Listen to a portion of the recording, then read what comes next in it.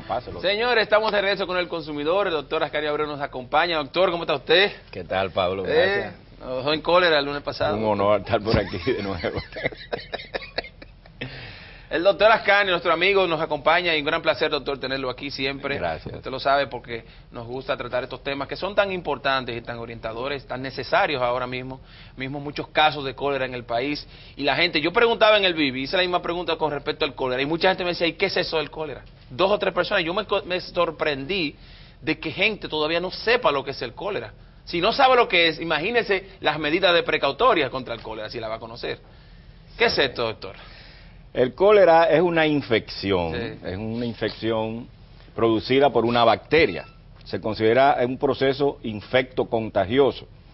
Es una bacteria que se contamina a través del agua y los alimentos. Es contaminación de aguas y alimentos. Esta bacteria uno la ingiere sobre todo por contaminación fecal. La transmisión se considera feco-oral. Sí. O sea, el virus se elimina, se contamina, se elimina por las materias fecal, por las heces, contamina sobre todo aguas, y entonces esa agua, si uno la ingiere, si es un agua que no está apta, no es potable, pues puede contraerse la enfermedad. Es importante aclarar que no se transmite usualmente el cólera de persona a persona. O sea, que se transmite por la contaminación que producen las heces con la bacteria, y que son ingeridas de una manera inadecuada. Doctor, pero yo he leído y he visto que, por ejemplo, en el caso de una persona va al baño, ¿no? Y con cólera, y se asea, ¿no?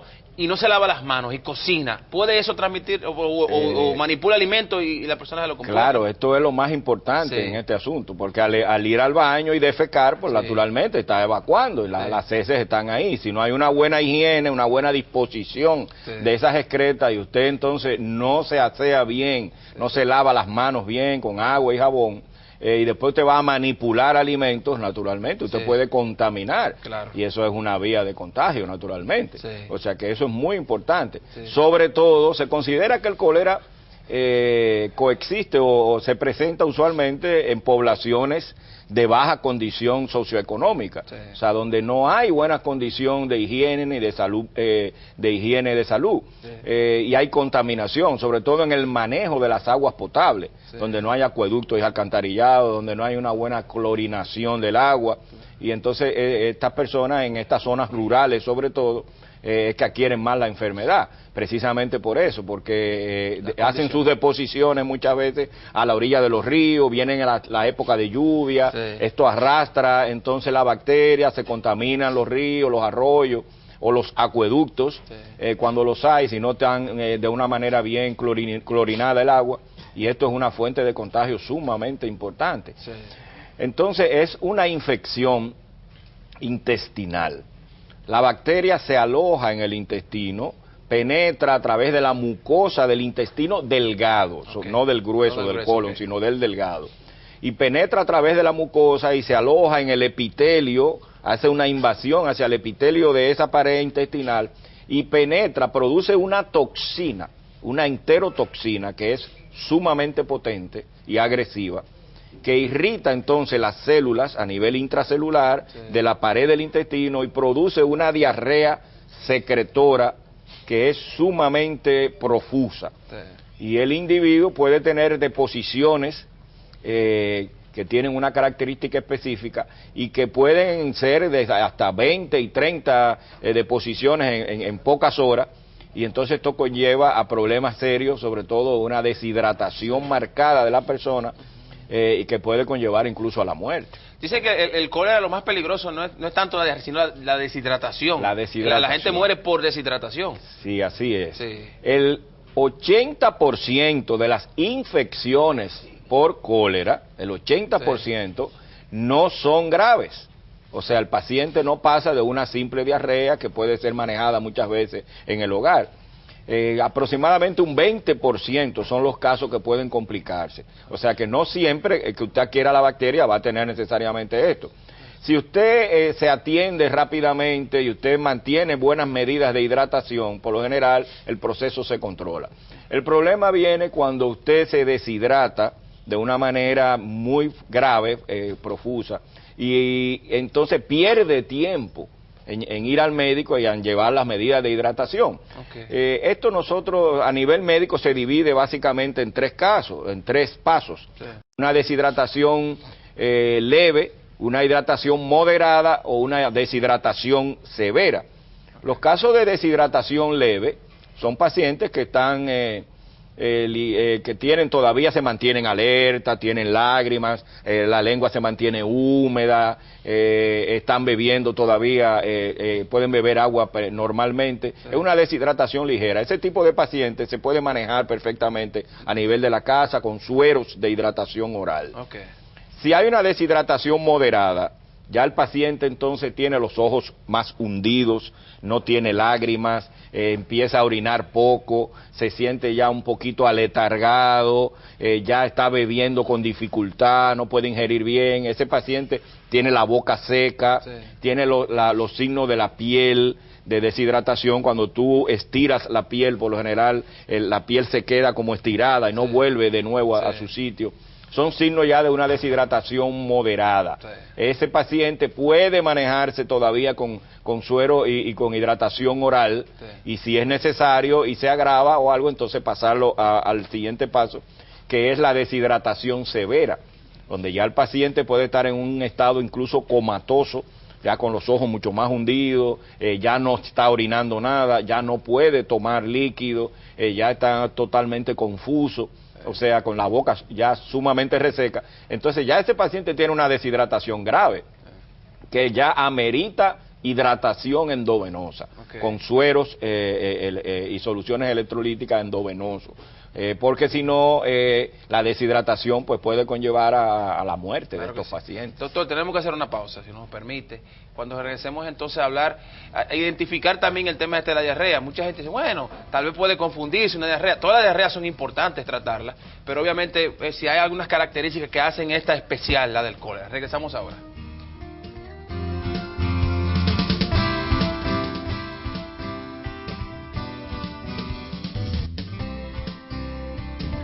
Seguimos hablando con el doctor Ascanio Abreu sobre el tema de hoy, el cólera. Doctor, antes de irnos a la pausa, yo le preguntaba el tema de la diarrea. Mucha gente, la diarrea hay que tomarle, siempre hay que darle importancia, porque la deshidratación puede ser no necesariamente por el cólera, cualquier otra enfermedad que te produzca diarrea puede deshidratarte. Claro. Pero la diarrea del cólera, ¿tiene diferencia? ¿Se diferencia? ¿Es algo que tú no es imposible o no es fácil que tú no te des cuenta que es cólera? No, es una diarrea característica, sí. Definitivamente. Es una diarrea acuosa, clara, sí. Que tiene una característica como si fuera agua de arroz. Es ese tipo de diarrea, usualmente no es ensangrentada, sí. Es muy profusa. El individuo va al baño múltiples veces, en pocas horas, en poco tiempo, va muchísimas veces al baño, y tiene esa característica. Usualmente no es dolorosa tampoco, no da esos cólicos tan fuertes que dan a veces las amebas, sí. Esa característica ya de una diarrea fea, sucia, sí. Con un moco, una flema, a veces ensangrentado, que dan esas infecciones, sobre todo las amebas. ¿Y es fétida, doctor?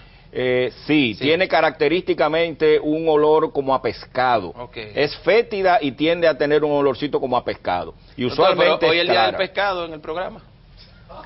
Sí, porque las infecciones vaginales hay un olorcito a pescado. Y también el cólera tiene un olorcito a pescado. O yo voy a tener que dejar de comer pescado, yo no entiendo. Entonces sí tiene su característica. Sí. Cuando usted tiene una diarrea de esa característica, pues debe sospechar sí que puede haber un cólera y debe asistir a su médico definitivamente. Doctor, entonces medidas de higiene. Y usted un poco comentaba de que hay que lavarse las manos. Pero sí. ¿Qué tan importante es lavarse las manos? Sí, no, sumamente. Hay que lavarse las manos antes y después de manipular cualquier tipo de alimento, sí. Cuando van al baño, eso es básico.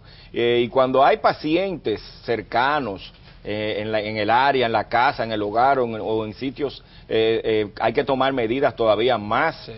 Importantes y más precisas en esto. Usar agua y jabón, lavarse con agua y jabón. Y si no, pues con estas soluciones que son de cloro, de alcohol sí. Glicerinado, que llaman, como sí. Las manitas limpias. Sí, eso funciona. Las famosas manitas limpias, sí, funciona.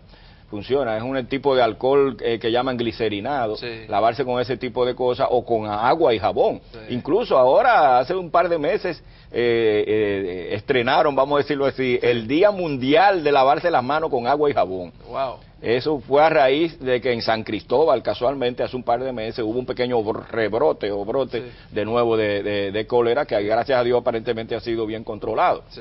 Como tú sabes, pues hubo una epidemia aquí Claro. muy grande, ¿no?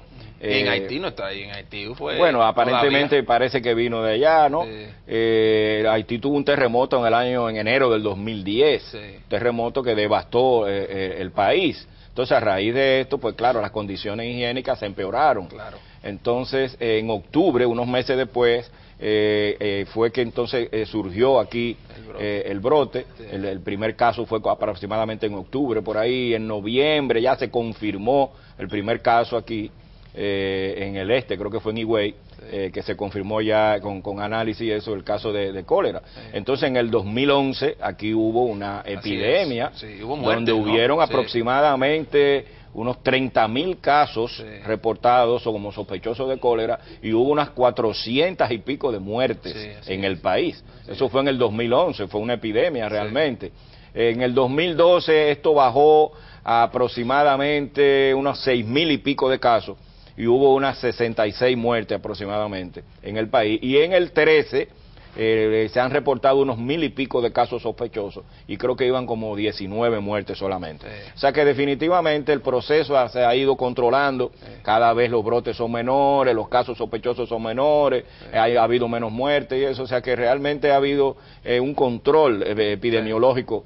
El país yo creo que ha tenido una buena desempeño en esto, las autoridades definitivamente, desde el punto de vista epidemiológico, que es lo que hay que aplicar, las medidas epidemiológicas y de higiene, sobre todo sobre el manejo, en la distribución y eso del agua potable y los alimentos, pero sobre todo del agua. La clorinación del agua es básica en esta cosa a nivel de acueductos y eso, y tener mucha condición de higiene sobre todo. Doctor, antes de irnos, quiero que nos dé recomendaciones rápidas para tratar la diarrea en general. O sea, ¿qué es lo primero que debe hacer una madre, un padre, una persona que se debuta con diarrea? Sin importar que sea cólera, pero ¿qué debe hacer? Porque la diarrea es muy peligrosa. La gente a veces no le da importancia, pero la diarrea es muy peligrosa. Mantener la hidratación Sí. es lo número uno. Si el paciente está bien hidratado, por lo general es muy difícil que llegue a haber un proceso de gravedad que pueda comprometer la vida de los pacientes. La hidratación es muy fácil. Hay sueros hoy en día de hidratación oral que son muy baratos, son unos sobrecitos que vienen con un polvillo dentro, que se preparan en 1 litro de agua, un sobrecito, 2 sobrecitos, y la persona puede tomarlo como si fuera agua. Y son soluciones electrolíticas, porque la diarrea se pierde muchos electrolitos, el problema está ahí, se pierde sodio, potasio, cloro y bicarbonato sobre todo. Entonces estas soluciones están preparadas para eso. Si usted no tiene las condiciones a mano para tener tener una farmacia cerca o tener en su casa estos sueros, pues usted puede preparar prácticamente un suero oral con una limonada, agua de limón, usted le echa una cucharadita de sal y le echa una cucharadita de azúcar, y prácticamente usted está haciendo casi un suero. Y entonces puede darle a estos pacientes. El problema a veces viene con los vómitos, porque muchas veces la diarrea viene acompañada de vómitos. Entonces ¿En el caso del cólera también, doctor? Sí, puede haber vómitos también, sí. puede haber vómitos también. Entonces, estos pacientes con el vómito a veces no toleran bien la hidratación, y hay que tener en eso. Cuando el paciente está vomitando, siempre algo queda cuando uno da la hidratación oral, pero hay que tener cuidado y hay que ir al paso. Porque si el paciente vomita e inmediatamente tú quieres darle líquido, pues vuelve y te vomita, entonces se hace ahí un círculo vicioso. Hay que esperar 10, 15 minutos, un rato, que reposar un poquito el estómago y entonces volver con sorbitos lentos, que siempre algo queda, hasta que el vómito se vaya controlando. Es importante decir que no se recomienda el uso de antidiarreicos ni de antivomitivos en el paciente con cólera. O sea, no es una buena medida. Si usted no sabe todavía, hidrate al paciente y trate de buscar ayuda médica. Así es. Lo más cercano que usted puede, lo más pronto posible. De verdad que, doctor, muchísimas gracias. Señores, antes de despedirnos, quiero hablarles del encanto de Michel. Es que Michel es nuestro mejor queso. Soy fiel al riquísimo Gouda Light, el único producido aquí. ¿Y qué decir del crema Michel? Excepcional en sabor y calidad. Lo afirmo de nuevo, Michel es nuestro mejor queso. También recordar que Arroz Campos es el elegido por los dominicanos por su garantía, por su calidad y gran sabor. Arroz Campos es lo mejor de la naturaleza. Doctor, un gran placer tenerlo en el programa. Gracias, sabe que para no, nosotros siempre es un honor tenerlo por aquí y ojalá que podamos tenerlo prontamente. Cómo no, un placer. Señores, gracias por su atención. Recordar ya estas recomendaciones que hace nuestro doctor Ascanio Abreu. Lavarnos bien las manos, el agua, tener mucho cuidado, clorificarla, hervirla, ¿verdad que sí, doctor? Claro. Hervir el agua.